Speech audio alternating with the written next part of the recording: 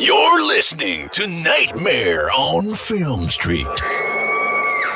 The current time is 6:66. Traffic is clear ahead from here to the afterlife, but it's hell outside. For the next hour, you're on Nightmare time. So, let's give a grave welcome to our hosts, John and Kim.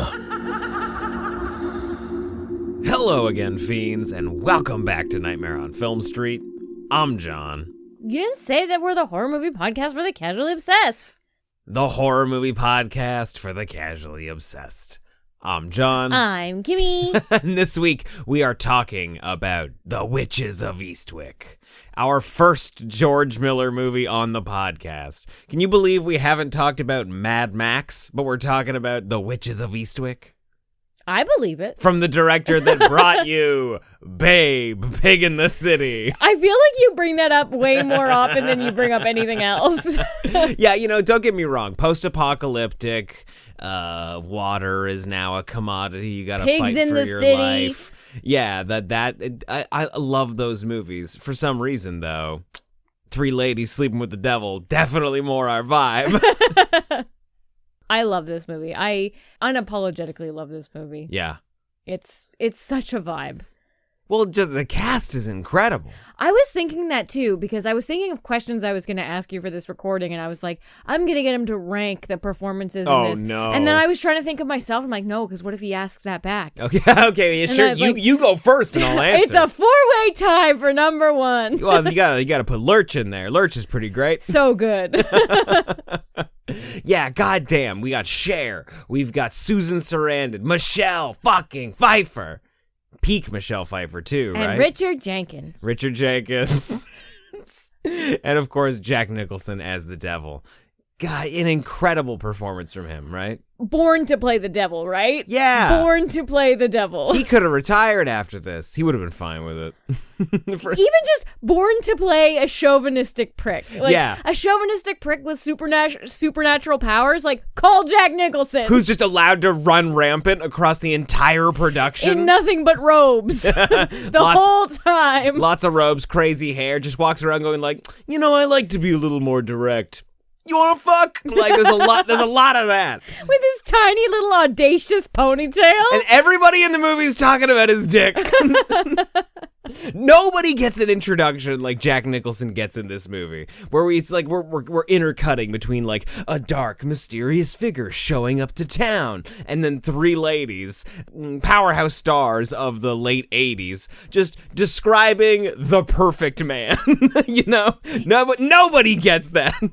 What I love about it too is that it's these three women who are varying shades of single. There's a widow, newly divorced woman, and then there's her guy just basically like ran away I from think her, so. right? Yeah. Like up and left her with 6 children. Because how does he describe it? The 3 Ds, right? Death, divorce, and desertion. Is that what he says? Oh, yeah. He's like, that's my kind of woman. Oh, no. But they are basically having these like Thursday night coven nights, these impromptu coven nights. So good. Where they're just drinking martinis by the jug and just, playing bridge. Yeah, it's nuts. I don't have kids. I can't commit to a weekly Thursday meeting with anybody. That one woman is a single mother of 6 children, and she has a Thursday night martini night. How does she have enough time to take any time for herself with a garden producing zucchinis that big? I thought they were watermelons. They're just way too big for zucchini. No, that's why the kids were freaking out when she said that she made them peanut butter and jelly sandwiches, and then they go, "Yeah, but what kind of jelly?" Zucchini, I think they've just been eating zucchini nonstop forever. Yeah. Well, that's her whole shtick too, is that like she's so fertile, right? Because she has all these kids, and I guess her garden just really grows. Oh, sure. Okay. She drives a fucking school bus for those kids. I know. There's a scene where they're bringing the kids home from school. She's bringing the kids home from school, and you think it's the kids coming off a school bus. Nah. She's just got like a full-out yellow van. Yeah, so we've got these 3 single women who are meeting up all the time. They hate the small town they live in, and obviously they're all looking for an idealized version of a man. And Well, I don't think they're too impractical. Like, they're like, oh no, he's got to be super handsome. They're like, nah, he can be fine. Yeah. Like, oh, he's got to have the biggest penis. And they're like, maybe not the biggest penis. Like, they are being considerate here of your everyday man, your everyday devil. Yeah, and that's exactly what they get. You know, they get some, and well, it also has to be somebody from out of town, somebody that you can talk to, I think, are the other like stipulations they put on it. And then he moves into the old Lennox house, which no one's lived in for years. The poor winter budgies or whatever. The winter egrets, I think is the name of the bird. Good memory. Thank you. And like this house has a history because it's where they used to burn witches back in the day. Which, isn't that always the case? It's pretty great. Every single witch movie, they're like, did you know that they burned women for being witches back in the 1600s? And you're like, no, I've never heard. Well, also, it's set in New England, so you're just like, did you know we burned witches here? You're like, of course you did. We do. Of course. It's your biggest tourist draw. That's why everybody comes. For me personally. Yeah, we like the leaves, but really we're here because you burned a lot of witches. Show me your old tombstones. What's crazy is that he's not trying to hide at all that he's sleeping with all of them. I think they're all surprised about it. And I don't think that's what's so great What's about his deal? I guess is what I'm trying to build toward. What's his fucking deal? No, that's what's so great about his performance and the character of Daryl Van Horn is that he is so blatant and so upfront with who he is. He is an asshole. He's a prick. He's a chauvinist pig the second you meet him. Yes. But he wins you over because he's so fucking charming. Maybe the best example of that is when he's trying to talk Cher into sleeping with him.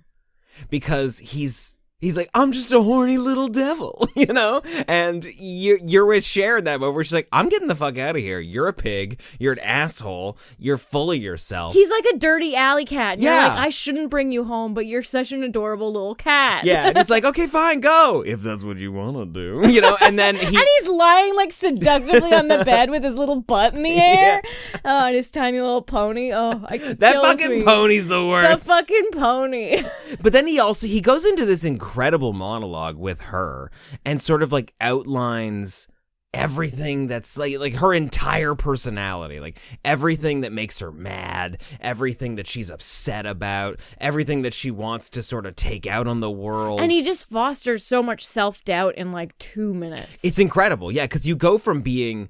Because she has a killer monologue before that. Yeah. Like, she shuts him down in the most coolest Cher way ever. And you're like, fuck yeah, you tell him. Fuck that devil. And then he just breaks her down. Well, you also lead up to that, too, where he's just being openly chauvinistic with her.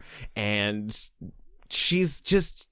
too interested in how weird he is to I know. leave. He was such a prick at lunch, and then he was just like, you want to see the house? And she was like, yeah. Yeah. Sure. Why not? She knows where this is all going, obviously. But yeah, then he turns the tables and you're just like, ooh, wow, what a perfect devil move. Like, you hate the guy, you know exactly what he's working toward, and then he's that little voice on your shoulder that you like, ooh, he's talking a lot of sense here. And like, I don't like him, but like, he's a great salesman is really what it comes down to, right? Yeah. It's a great moment. So it is really interesting, too, because a lot of it is about, like, the power play between men and women and, like, you know, who's taking advantage of who. And what's kind of cool about this one, and I feel like we bring up Nosferatu in every single fucking episode since it's come out. Sure. But that dick casts a large shadow across cinema right now. That's something that we really enjoyed about how Robert Eggers expanded the Nosferatu story, was that he made it so Ellen was the one that called Nosferatu, like Ellen called the monster. And in this one, it's the very same thing. It's the witches called the devil. And it's like he was compelled to come because he was called there. Yeah. I just think that adds a different power dynamic, because you're just like, okay, who is running the show? Like, can he leave of his own volition? Like, why these three women? Probably because they're so powerful. Well, yeah. Like, they're able to do this magic independently of him. Like, I mentioned this when we were watching the movie. The first time they do a traditional spell, the first time they use, like, written historical magic is the finale, when they're taking on the devil himself. But they already know that they can do it. Or at the very least, Michelle Pfeiffer has a pretty good idea. Her character, what's her name? Sookie. Sookie. That's the one I don't know why that's the one I forgot. That's the name you hear the most in the movie. Because at the beginning they're at, I don't know, like a 4th of July event, and it sucks. It's boring. The principal of the school is giving the worst speech ever. It sounds like it's the same speech he does every year. It's like weird patriotism, and everybody's just like, ugh. And the three of them look up at the sky, a perfectly blue, clear sky, and they're just like, God, if it just rained right now, we'd be able to get the fuck out of here. And then, like, it fucking comes, downpours, and it's essentially what, like, he rides in on that storm. But even when they're just meeting up to have their martinis, she's like, wasn't it crazy that we were all thinking that at the same time, and then it happened? Like, we did it? And there's a couple other moments throughout the movie, so, like, they definitely know, and she's absolutely certain that they have that power. Mm-hmm. Well, she is the journalist, so... Okay, fine. I feel like that's just more like fun character stuff. I do love that they all have fun personalities. It's like when you watch Witches of Eastwick, it's like what you did when you were 12 years old and you picked your Spice Girl. You're like, which Witches of Eastwick am I? Am I the one that plays the stand-up bass? Which one are you? I don't know. I think I'm a little bit all three. You're definitely Susan Surandon in the grocery store. I'm Susan Surandon in like the tennis outfit and in the grocery store, but then I'm also Cher with the cowboy boots, and the sweatpants. I'm Michelle Pfeiffer in the garden with my zucchinis. You are Michelle Pfeiffer. Actually, it's funny you mentioned, like, you're, like, 12 years old watching this. You're like, which am I? I definitely watched this as a kid. And this movie is so horny. It is not for kids. It is all about sex. The entire thing is about sex, because the transformation from each woman comes because they have slept with the devil. Oh, yeah. He fucks a perm into all of them. He does, and I love the perm. When they ditch the devil, I'm like, can they keep the hair, though? I don't think I ever, like, picked up on anything. It's like, I mean, as a fucking kid, like, I didn't notice anything. And two, something about this movie that is kind of, like, it's unspoken, but it's blatant, is that this is, like, a polyamorous relationship. Yeah. This is, Dracula and his 3 wives. Uh-huh. And there's some, like... They're definitely alluding to the fact that they are all in a relationship. It's not like each of them... They're not sister wives all individually with just the devil. Like, they're all in a quad relationship. Yeah, I think he refers to it as a family. Like, a couple times he refers to it as a family. And there's definitely, like, a little bit of... Not cattiness, but, like, definitely just, like, surprise...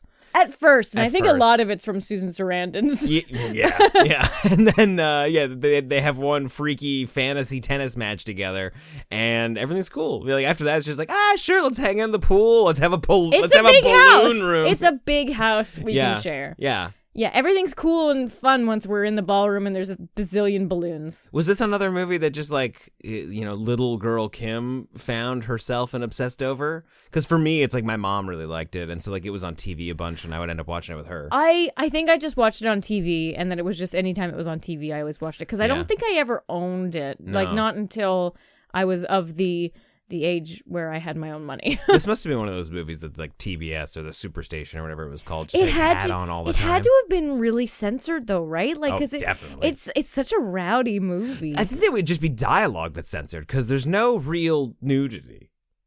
Like, no. It's rowdy and all, but, like, for the most part, it's just some dialogue with him. Yeah. Well, so the one thing that really surprised me this time, and I'm wondering if maybe because I watched it so much on TV that maybe it was edited, but I don't know if that's even plausible. The voodoo doll they make has a weenie on it. It sure does. Like, you can see it sticking up from... has this weird little boner. And it's got the bend in it. And I was like... I don't remember this voodoo doll being endowed. You're like, wait a minute, I thought he always said I like to have a little pineapple after lunch. Those are the weird TV edits you'd always get. There are so many images of this movie that are just burned into my head from kids, from when I watched it as a kid. One, obviously, the balloon sequence. Because that, like, as a kid, you're just like, fuck yeah, that's what I would do if I was a witch. Whole room full of balloons. Balloon ballroom? Yeah. Flying over a pool? Absolutely. And another one is eating way too many cherries? Maybe, I guess. Oh my God, there is so much cherry vomit in this movie. Like, that's like a go-to move here for lots of curses, where people are just vomiting cherry pits until they die. Aren't you happy it's not apples, though? Yeah, of course I'm happy it's not apples. Cherries are... Not when you're vomiting them, but cherries are sexier as a fruit. Yeah, nobody's like crunching into an apple and being like, right?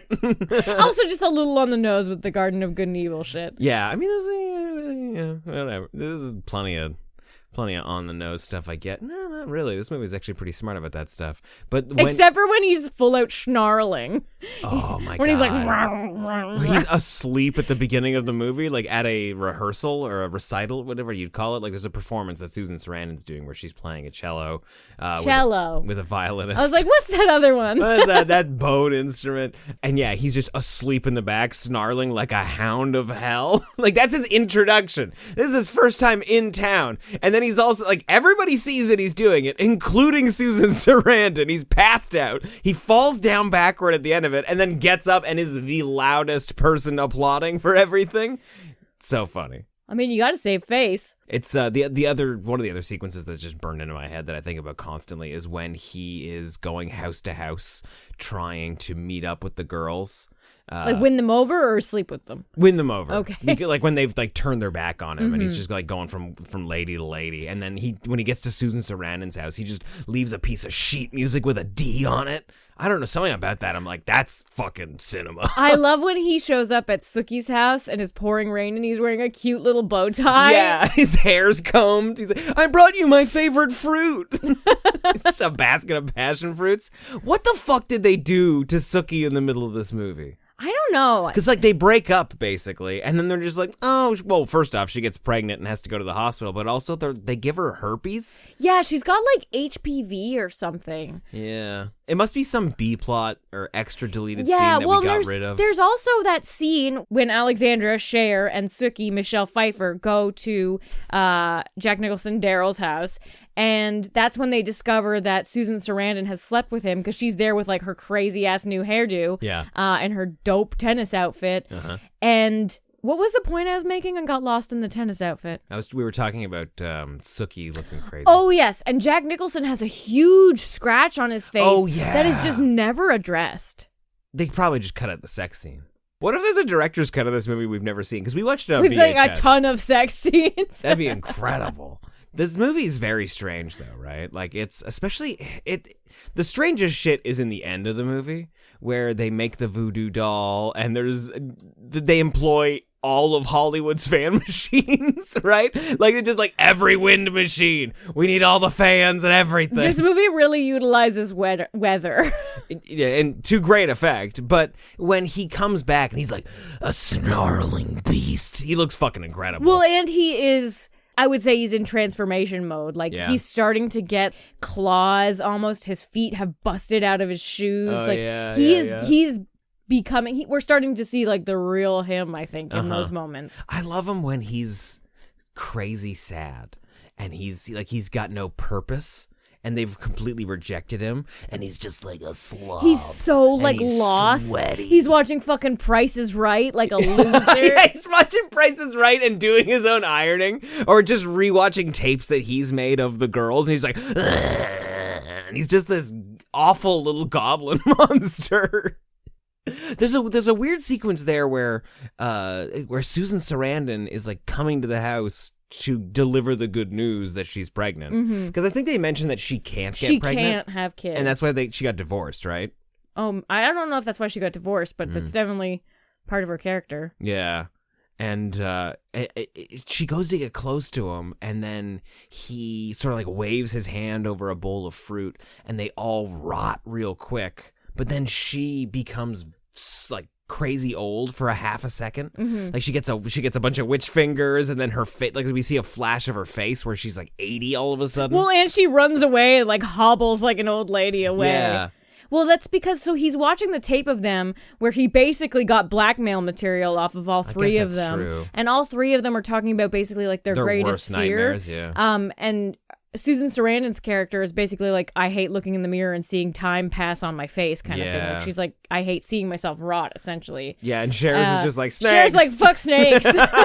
Snakes suck, right? Everybody else has something like existential, like pain or aging. And she's like, I don't like fucking critters. I don't like critters. Like She gets off the easiest, I have to say. She wakes up with snakes in her bed, and then she like, just leaves her house. Yeah, and then he's just like, oh shit, I never thought of that. Poor Sookie is hemorrhaging in the hospital. Yeah. Oh, I mean, so can I ask one question about Cher though? Like, is she amazing? Yes. No, Cher's character. Can I ask one question about Alexandra?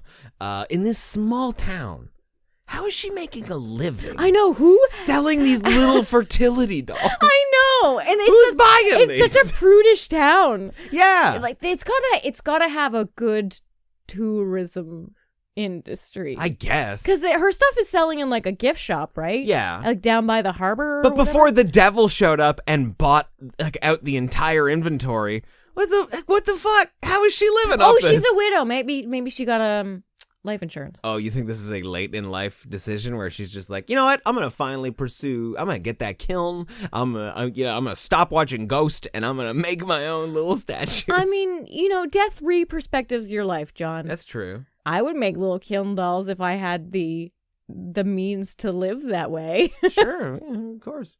And good for her. Oh, but the end of the movie, though, like when he's like a giant monster? Uh-huh. What do you think of that? It's very Peter Jackson Dead Alive. Like, yeah. We're going full finale with it. Uh-huh. And also, they've broken his human form. Okay. He's... Like, that's basically, I think, his true form or whatever. He still looks pretty much the same. He was always going to look like Jack Nicholson. Yeah, he was always going to have those crazy eyebrows. I think that's just him, like, he's escaped the body that he's on the earth as. Hell's a lot bigger than I thought it would be. If this is his actual size. Yeah, I don't know. It's weird. I think it's fun. It is fun. I love when he's like that little worm at the end. And then he's like, yeah, and then he just like blips out of existence. Me. But okay, you bested me. So they all get pregnant, like every single one of them, and then they banish him back to hell. Easy peasy. And they stay in his house. Because I love that it turns into this giant nursery and there's just like giraffe dolls and giant apes and toys everywhere. And Lurch is still there to play them the piano and to, Man nanny. Or otherwise known as Nanny. Well, the end of the movie is just so strange to me. Like, I guess I just don't know what the point of it all is. Like, I love the ride. It's a fantasy. Yeah. What's the point of the story? Like, are we ultimately saying that, is it they just need you to have a baby and then you get to fuck off? I don't think it's that simple. I think it's that relationships are a power struggle and, the women are just as powerful as he is. Yeah. But then there's also, did they get that power from sleeping with him? Or was it just, they needed to be, liberated?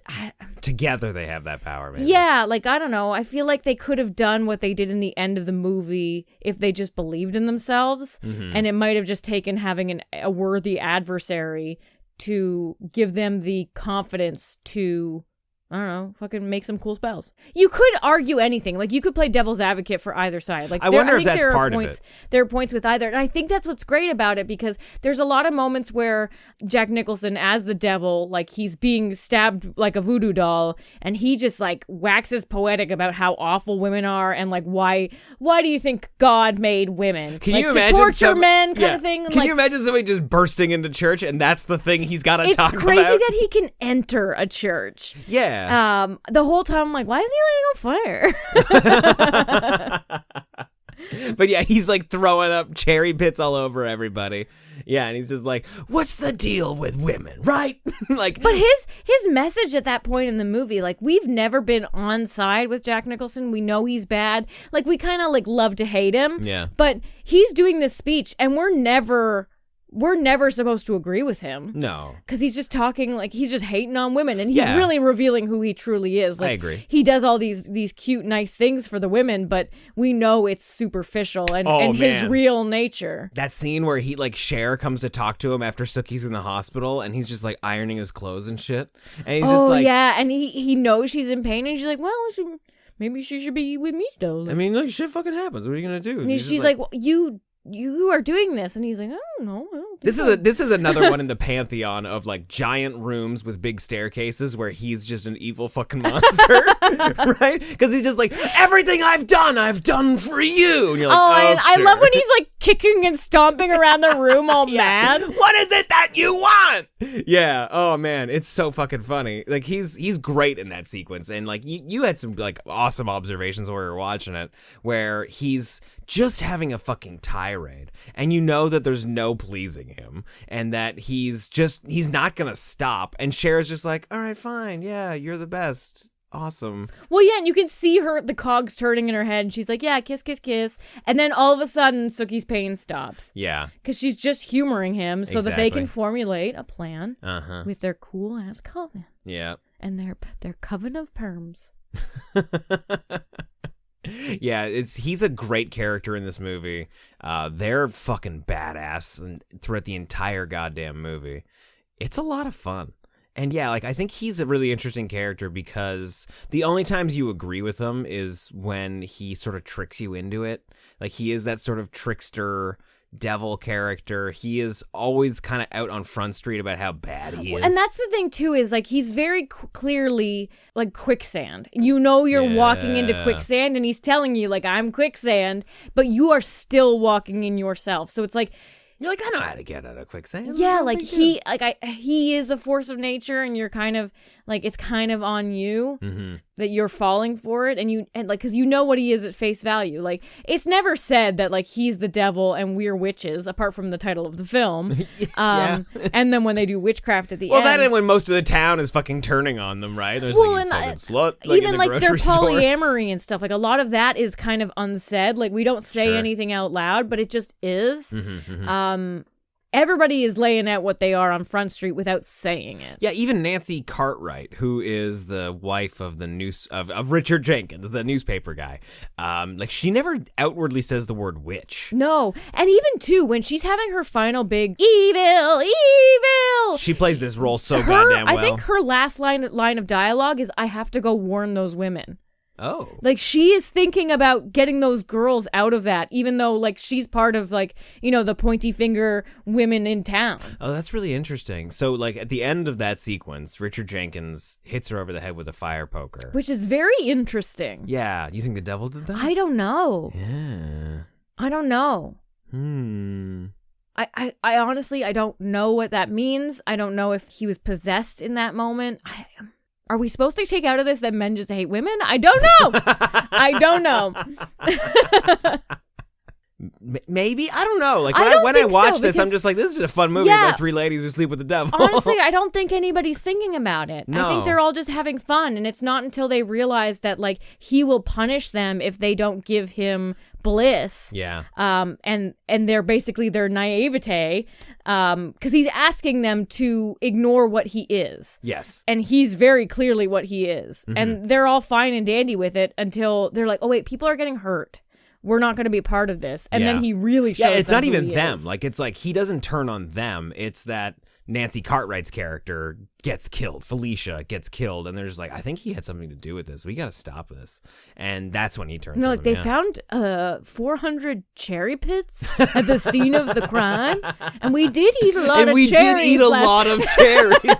This is the biggest goddamn bowl of cherries. Which, side note, I think is also the dog's dish at the end of the movie. Like when the girls come in to make their voodoo doll, the dog is having lunch. And it's like a whole pot roast dinner. I have never noticed that before, but that dog is living large. Oh man, this movie's a lot of fun. What's your favorite sequence in the movie? Unless it's a bad question to go out on. I don't know. Do you have? I love when Susan Sarandon, after she's like full, you know, sexual being mode, cool teacher, when she is getting the choir to play without their sheet music, and she's just dancing around the room, and she's just so bright, and she's like a ball of sun in that room, and she's dancing, and she's got her tulle skirt, and she's twirling around. All the kids are just dancing and swaying, and then the principal comes in and he's like, oh my God, it's the work of the devil. They are experiencing joy. I can't sexually assault this woman in front of these children anymore. Oh boy. Oh, yeah, it's a crazy movie. And absolutely, it's like, it's not quite a rom-com. It's a weird little genre piece. Yeah, I would say it's like comedy fantasy. Because, the romance is not we're not watching characters fall in love here. No. I don't think anybody could say that they're in love at any point. No. I think the girls love each other. Absolutely. I think that's the love story. But I don't think they ever get to, like, love with the devil. Like, I think it's a lot more casual than that. Absolutely. I think it's about, like, tennis and sex. They're like, hey, you can show up at graduation. That's a bad end. We don't need you talking to these kids. Because, at the end of the movie, he sort of, like, possesses the television after they've banished him to hell. And the kids are like, hey, it's Dad! Like, the kids are, like, 9 months old. And, he's trying to talk to them, like, hey, guys, come here. Coochie coo. Coochie coochie coo. And then they just turn off the television. That's literally the end of the movie. It's wild. It's crazy. There's not quite a lot like it, and it's definitely... I don't want to say it stands out in George Miller's filmography, because his filmography is crazy. Like, he really makes every kind of movie, and I think this is, like, a really fun stepping stone between, like... That's fun, though. Like, you make what you want to make when you want to make it. Like, I love the idea of just, like, not pigeonholing yourself into one type of movie. Yeah. And just doing, like... whatever the fuck you want. I know, this guy made the Dancing Penguin movie. The what? Happy Feet. Oh. Yeah. I was like, there's more than one Dancing Penguin movie, I think? And despite this being... there's definitely a couple of them. And despite this being a rom-com, we still get some classic George Miller. We get some really dangerous stunt driving. There's a lot, like Jack Nicholson hanging off the back of his Mercedes. God, it looks good. And then he almost hits a pedestrian at one point, and that car almost... like, I swear to God... The stunt driving acting in that scene, they are so close to hitting that guy jumping over the barrier. Do you remember seeing that? I remember that, It was nuts. Honestly, like that stunt driver or that stunt actor barreling out of the back window of the car and then hanging off, like his head's almost touching the ground. It's astounding. It's great. You hear that, boys? You like Mad Max? You're still gonna like the Witches of Eastwick. So what's your rating on this one? Because I know like a movie like Practical Magic is like top tier sort of spooky rom-com. Like where does the Witches of Eastwick fall? Yeah, it's hard because like I love witch content. Like I'll take witch content all day, every day. This does have kind of a quirkiness to it, and I do think that it is purely for like the fun journey without necessarily having any definitive point like you were making. Yeah. It doesn't have an ending, right? It's fun. It's like fun and then it's over. Yes. So 3 out of 4. Yeah, like it doesn't overstay its welcome, but it also needed a little something else maybe. Yeah, 3 out of 4 I think is a pretty solid ranking. Because you do feel a little conflicted. You're like, am I supposed to be happy about this? Like, okay, we did send the devil back to hell, but he's definitely very much still alive. And, like, you're almost kind of worried for the women because at one point they're all, like, you know, like classes in session and they're all hanging out with their kids. And Susan Sarandon's character is, like, wistful and thinking about, you know, like, you know, we did have some good times. And it's like, well, hopefully you all don't get wistful at the same moment or he'll appear again. Yeah, there's that sort of, like, we can't all want him back while we're all in the same room because, like, collectively together we have that energy and that power and we will conjure him again. Guaranteed he's coming back. Like 100%. Oh, absolutely. And he's just like, you know, he's fucking like, yeah, exactly, like Beetlejuice sitting in his like netherworld just waiting for someone to say his name and he's just like dropping flyers. Oh, he'll be coming in again soon. Exactly. For sure. One thing I did want to point out before, did you do your rating? Yeah, I'm also 3 out of 4. Okay. I was really hoping you'd say 4 out of 4 because our ratings are often pretty close together. Yeah, so one thing I wanted to point out, the plot of the book is a little bit different. Oh. And so, like, we are talking a lot about, like, the morality of this movie. Let me read you just the synopsis of the book, because the women are not as moral in the book as they are in the film. Okay, so the story set in fictional Rhode Island, town of Eastwick, in the early 1970s follows witches Alexandra, Jane, and Sookie, who acquire their powers after their respective marriages end. Their coven is upset by the arrival of Darren Van Horn, who buys a neglected mansion outside of town. The mysterious Daryl seduces each of the women, encouraging their creative powers and creating a scandal in the town. The power of the 3 witches grows grows, so much so that they unknowingly bewitch the townsfolk they come in contact with. Oh. This becomes clear when Sookie's lover and boss, Clyde Gabriel, kills his busybody wife Felicia before hanging himself. Okay. The three women share Daryl in relative peace until he unexpectedly marries their young, innocent friend Jenny, the Gabriel's daughter.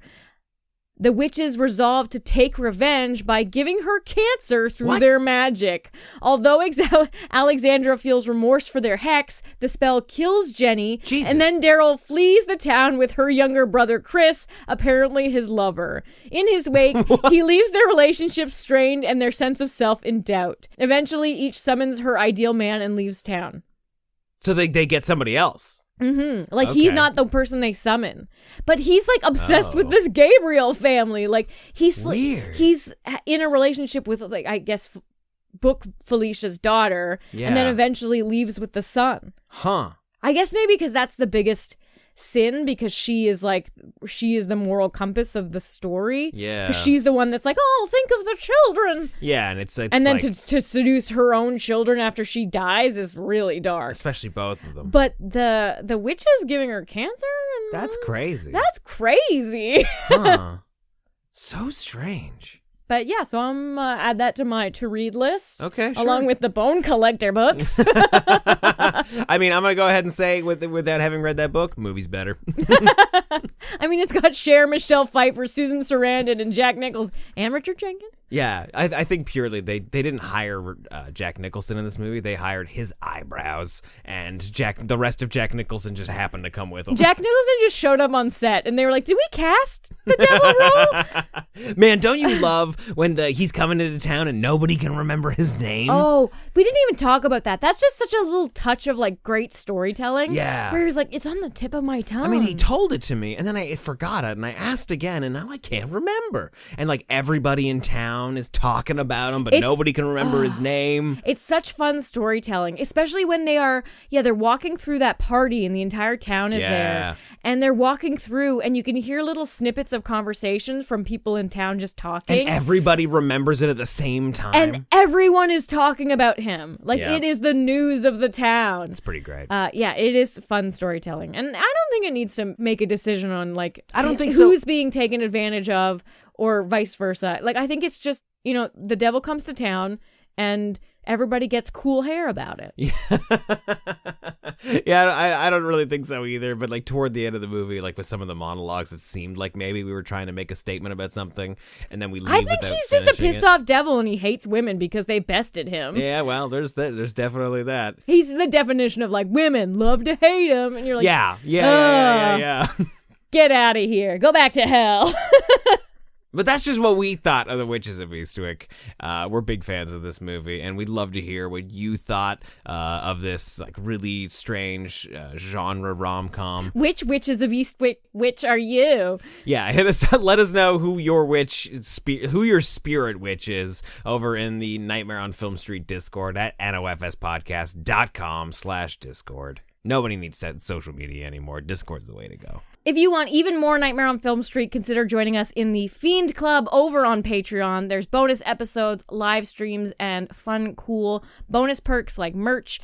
That is over at nofspodcast.com/Fiend Club or patreon.com/Nightmare on Film Street. Yeah, you can find links to that in the episode description wherever you're listening to this. You'll also find a link to send your submission for the secret theme. If you know what we've been talking about this entire season of the podcast, you can win yourself a cool little prize pack.